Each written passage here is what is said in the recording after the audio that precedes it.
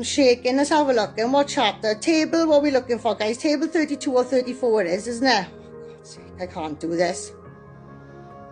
I can't bloody do this. You all see this, right? And this is, oh God. I've just turned on a page. Masturbation is called. If you want to know whether masturbation from birth has come from swan, there's an entire chapter on it, okay? This is not very good. I don't like having this in my hands. It's making me chapter for you, because I need you to see this table yourself, all right?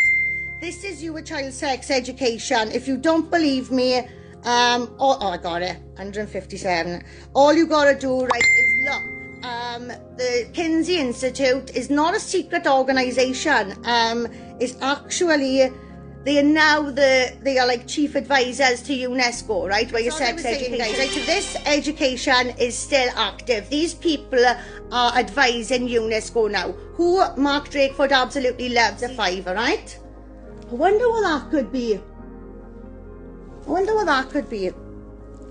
Erotic arousal and orgasm. That's just some of the things. But I will. Here it is.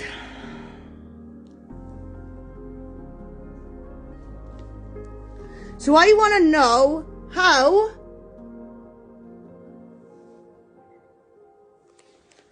a 2-month-old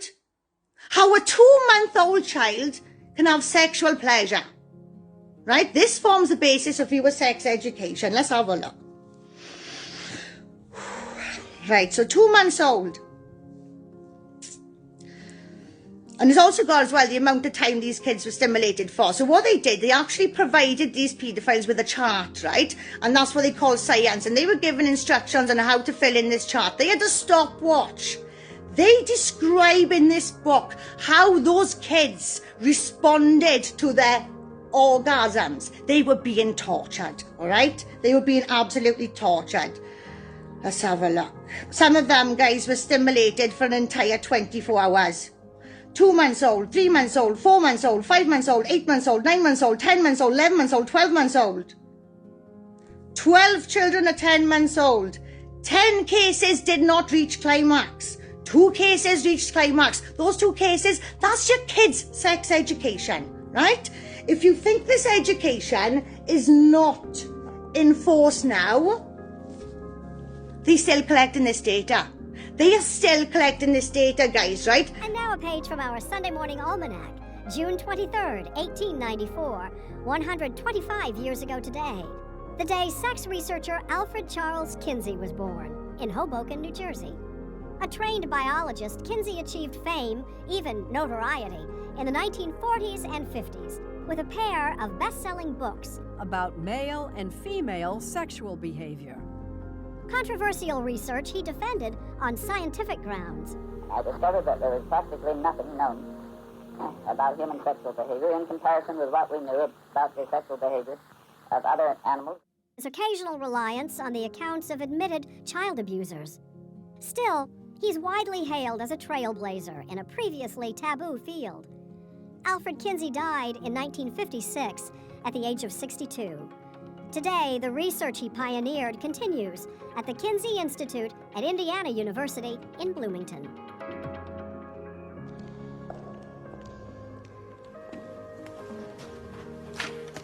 Hello, I'm Dr. Alfred Kinsey from Indiana University, and I'm making a study of sex behavior. What's your most common decision? There's more than one? I've learned that the gap between what we assume people do sexually and what they actually do is enormous. How young were you when you first experienced hugging? Necking. Petting? What did you dream about? That's why a study of this kind is... I think about my cat. Lead to stuttering? A lot. So, if you're sitting comfortably there, let's begin. In an uninhibited society, a 12-year-old... Dr. Kinsey's findings are shocking. Are you surprised at the success of your book? No, it shows that the world has wanted this done. And Dr. Kinsey. Here, here, here. Hoover is still annoyed that you won't help him find homosexuals in the State Department. It's advisable to stick to what's normal. You don't want to shake people up.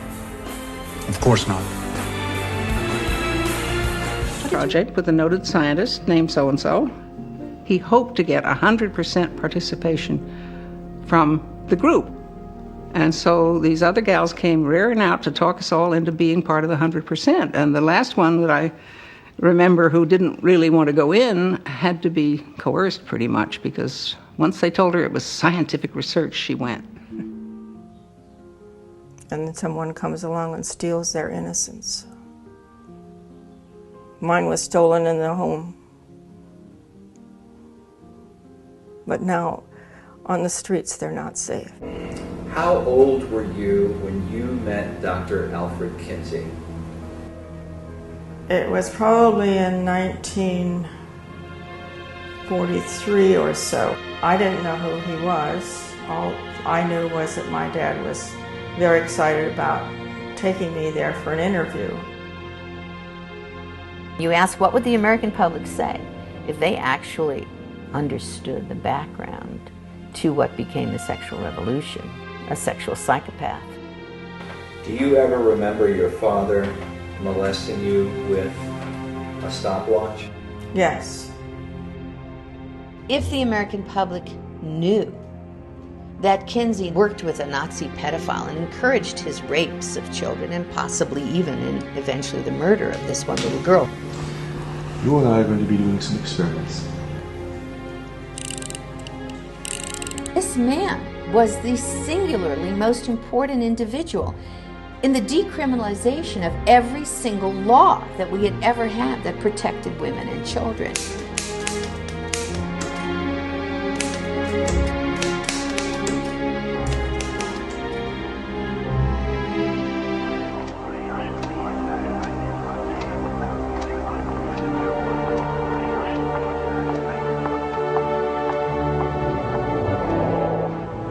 In 1948, a book was published that sparked the sexual revolution. It was when was the first time you had sex with a pig? And as one of his interviewees said, if you hadn't had sex with a pig, you were fine, but if you had, he'd got you. He was in the market for everything. His interview system was so flexible that if you happened to surprise him with something, turned out that you were a hair fetishist or something like that, he would stop and go off on that tangent and explore it to the nth degree. But there was a dark side to the research. One chapter in the book dealt with the previously unresearched subject of child sexuality. It's little known that to get this information, Kinsey cultivated relationships with habitual child molesters. These pedophiles would provide him with accounts of their abuse of children and with their own interpretations of children's sexual development.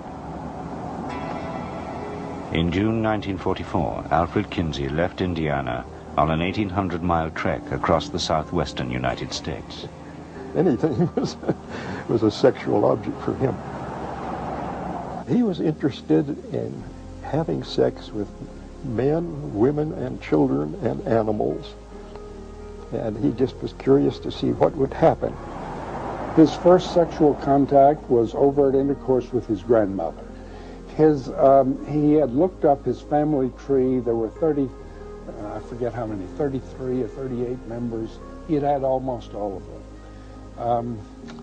He had had intercourse with hundreds upon hundreds of males and females of every conceivable age. My memory is that it's exceeded 600 for both boys and girls, and we haven't yet got to... U.S. government land examiner called Rex King. To protect him, Kinsey gave him the code name Mr. Green. His job took him across Arizona and New Mexico, trips he used to prey on children.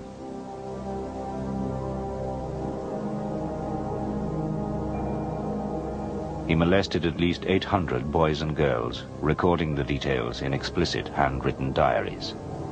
His own mentor in sex research, Dr. Robert Dickinson.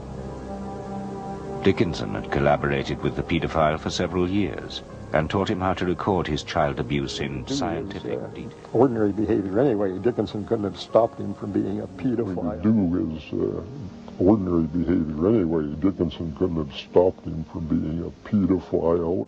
You know, do something scientific about it, so it won't be just your jollies, it'll be something worthwhile to science. So he gave him some training by letter and correspondence.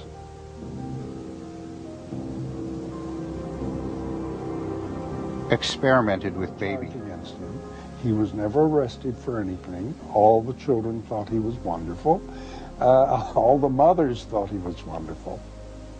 There are two, I suppose, lest you get contradicted, there are two instances in which a young boy or girl, I guess it was, I don't remember, didn't complain. They agreed to the sexual contact, but then they found it very painful and yelled out when it actually took place. This was because they were very young and had small genitalia, and Green was a grown man with enormous genitalia, and there was a fit problem. Look it up. They are chief advisors to the United Nations, UNESCO, who is writing your child's sex education. We need to wake up now, guys, and we need to get on top of this right now. This is real. This is happening. They are still collecting our data. Universities are referencing this. Professors, academics, referencing this. This is horrific. This is the biggest danger facing your kids since I don't know when. And you don't even know nothing about the safeguarding policies in this country. Please. No one about. Take what I've said serious. This is real. This is your kids. You were kids, right?